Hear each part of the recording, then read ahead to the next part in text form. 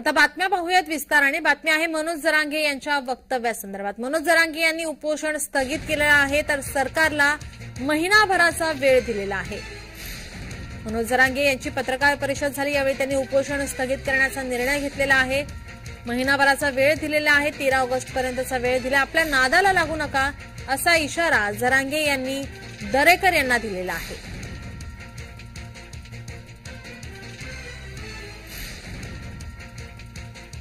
उपोषण सोडून लोकांमध्ये जाणार, अंतरवालीतील ग्रामस्थांच्या आग्रहानंतर उपोषण स्थगित करण्यात आल्याचं जरांगे यांनी म्हटलंय।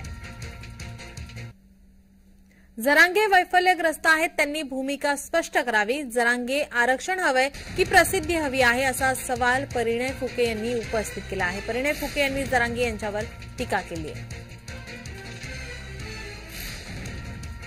जरांगेजी, मला असं वाटतं जरांगे वैतागलेले आहेत आणि जे त्यांची आधी लोकप्रियता होती ती कुठेतरी आज घसरून राहिलेली आहे आणि म्हणून ते असं वापरल्याग्रस्त अशा प्रकारचे स्टेटमेंट नेत्यांच्या विरोधात देत आहे।